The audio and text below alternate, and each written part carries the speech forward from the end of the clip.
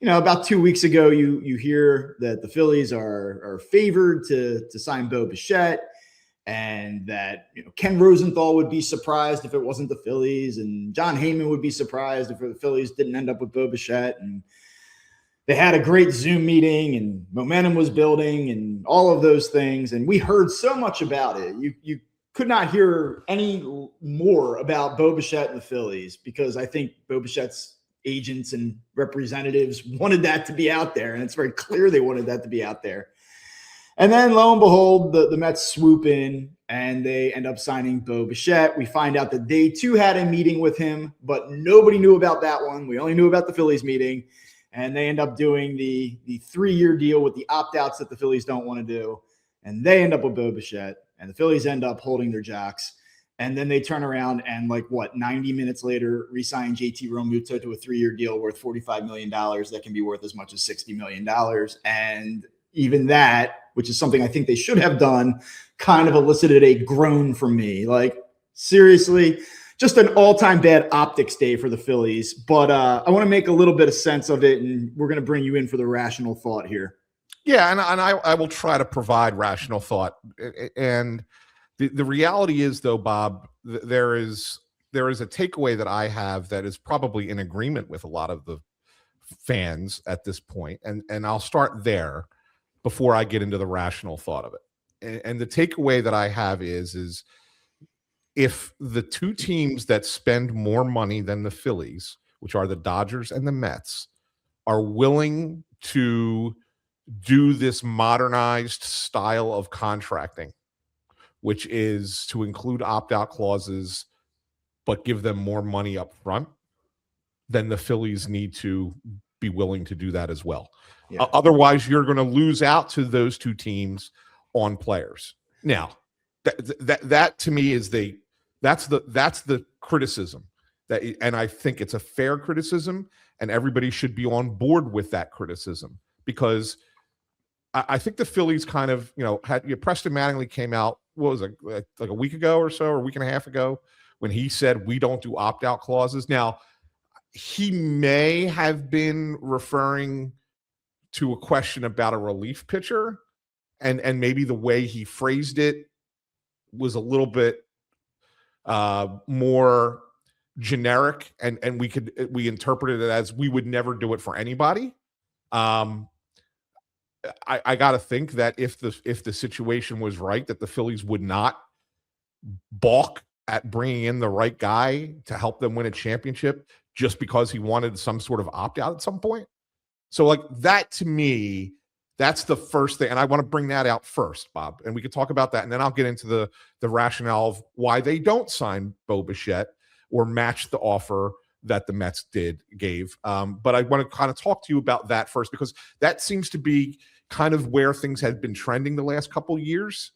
And the Phillies got burned by it for the first time. Yeah, I mean, their advantage has always been we're willing to go longer. We're willing to tie up more cash. I mean, you see 7 years, $200 million. It's not a weak offer, but it is the opt-out mechanic that was the difference here. And it's probably going to be the difference for a lot of these players. And this is a little bit of a special circumstance too, because one of the things that, as I sort of grapple with what has happened here and where I kind of think they're at, and should you be mad at them, the uncertainty of the sport as a whole is just looming out there in the distance. Right now, you put a gun to my head, do I think that they're playing baseball in 2027? Not on time, and maybe not at all. Right. I think when you consider the labor uncertainty and just how murky this whole picture is, I'm like, well, do I kill them for not trying to tie themselves down to this player? Do I kind of say, you know what, maybe it's a blessing in disguise? So there's that part of it too that I want to get to. But let's start here, and then we'll tackle what you talked about. It's amazing. You open up a sports betting app right now, and you look at odds to win the 2026 World Series, and you look at where the Phillies are, and they have the 4th best odds to win the whole thing next year. And I think that that's about fair. Obviously markets are dictated on who people want to bet on and where the money goes. I get all that. But the Phillies, I think most people would say, have, of the entire sport, one of the 5 best teams right now. Now. Yeah. They have, I believe their over-under is set at 91.5 wins. I think they'll probably win 93 games. And like, we're sitting here and we're just like, and the Phillies have kind of built themselves into a little bit of a difficult spot because it's hard to win 93 games. It's hard to be one of the 5 best teams in the sport. It's hard to be consistently good and give yourself an opportunity to win year after year after year. But I also can't sit here and say that people that are frustrated with this team and they're angry at Dave Dombrowski and they're pissed at these players and they're tired of the product, like, I can't say that they're wrong for feeling that way, because I too, even looking at it rationally, sort of feel that way myself. I guess, what I then pivot to is this really the player that was going to push them over the top? And I have to tell you, like, people have been texting me the last few weeks and they're like, what do you think about Bichette? And I'm not saying this to cover for the Phillies, because again, like, I think that was sort of embarrassing. I think that they got played. Like, I think that those things are true, but I'm like, I don't know. He's okay. Like, he's an okay defensive player. You're probably gonna play him at second or third, and he's not a shortstop. If you play him at second, he's probably passable. I'm not even sure if he's a good, an okay defensive third baseman. He's obviously hit, over 300 last year, but he's not really a power bat per se. Like, could he hit 20, 24 home runs? Yeah, but like, I don't know that you can put that in stone. Like, I don't know. Like, I don't know that he's like the needle mover that everyone hoped he was. And for me, the reason that I was like kind of excited about it, I said, because it changes the makeup of the team. It's now going to remove a player or two, and it's going to be a fresh face and a different energy and a different complexion. And that was, to me, the enticing thing about this, not so much the player specifically. And that's not to say he's not a good player, but I don't know that he's a special player, and we're going to find out. Yeah, no, for sure. And I'm with you on this, right? Like, I was intrigued by what the team would look like with Bichette, because it would be a different team. Doesn't necessarily mean it would be better. It would just be different, right? Because what are you ultimately talking about, right? Like, let's say, do you think if they did the Bichette deal, they would have gotten to a place with Real Muto where they would have made it work? Or do you feel that this was sort of like, well, that domino fell, now we really have to go? I mean, the way it played out, it would tell you that that's how it was. Well, I think that there would have been a different conversation with JT if they signed Bichette. I'm not saying that it was an automatic no for JT, but I think that it was, if we signed Bichette, we're not giving you 3 years, right? And then JT's got to make a decision. Do I want to finish out my career for less than I think I'm worth with a team that has a chance to win a championship, or do I go get a little bit more money and play for a mediocre to, So what I would tell you is, like, if you look at the division odds, like, the Mets have obviously jumped up a little bit now. I still think the Phillies are better than the Mets. I don't know if I'm wearing my red and blue glasses don't jump too far down the path, because that's my one last thing today. Okay. That I want to talk about. When I look at how this changes the future fortunes of the Phillies, I don't think that Bichette and subtracting potentially Real Muto and getting rid of either, I assume it's Bohm, but like, let's just say Bohm or Stott for the sake of argument. Right. I don't think it makes them much better from a betting perspective. Like, I don't think that the Phillies' odds would have been significantly different to win a World Series or win a division or anything like that. It's just who are the 3 teams that have them? I guess I know it's the Dodgers, obviously. Yeah. Toronto and the Yankees. Yeah. Let me just bring it up real quick. I believe. Why even speculate? Let's just please hold. Yeah, I mean, I'm a little surprised that, to be honest with you, that they would be 4th. Like, I thought. Actually, it has shifted around a little bit this morning. So it's the Dodgers plus 250, the Yankees plus 850, which I don't know that I buy that. Mariners plus 1,300, and then the Phillies are also plus 1,300. So they're tied for 3rd. For 3rd. So I'm saying, and I think that Yankees money.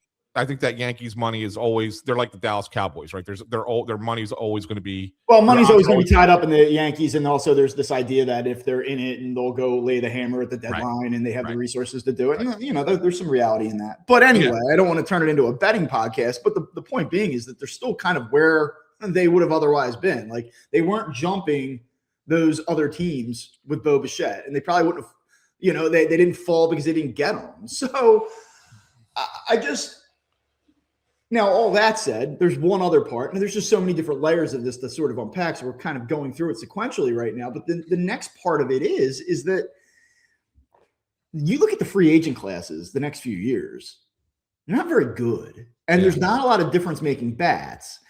And so if you are sort of working from the position that, well, this was the last or the best option moving forward, you should have done it. I can go for that, except that he's probably going to be back on the market in our next free agency period anyway, because if he has a decent season, he's going to opt out. Well, that's one of the things I wanted to kind of talk about. I wanted to kind of break down this contract and why, you know, because one of the things I heard yesterday from, you know, whether it was on social media from fans or listening to talk, I was in the car a lot yesterday, so I had talk radio on and was listening to fans complain and the hosts complain.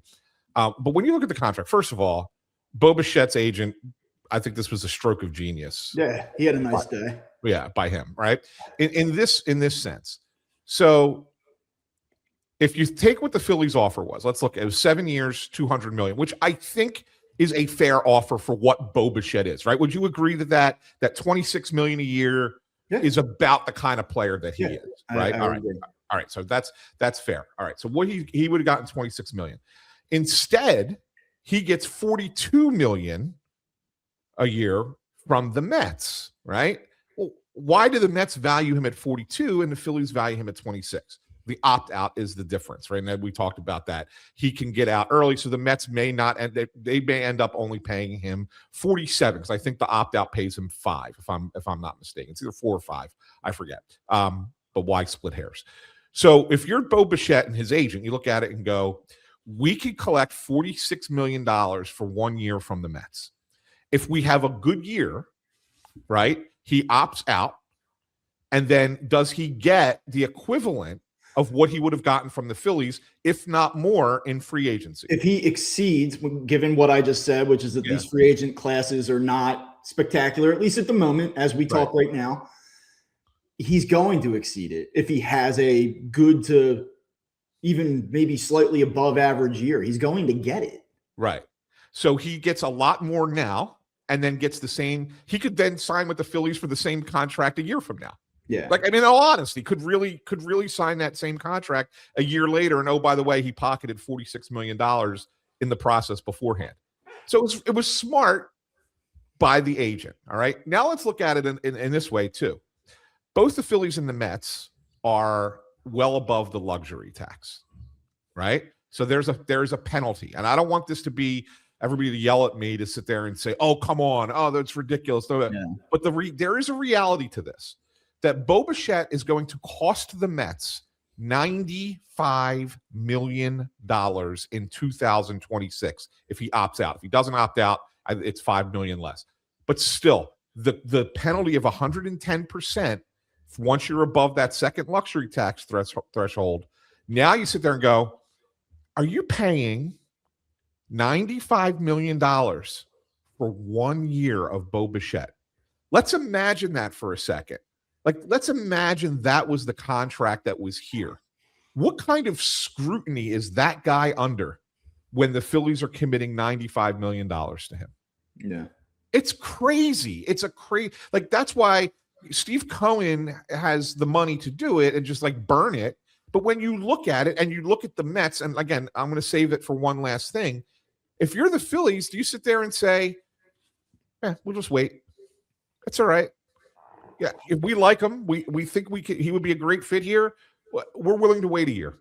Yeah. We're not paying $46 million plus a bonus, plus the tax to get that up to $95 million for him to come in for one season and then go somewhere else. We'll wait.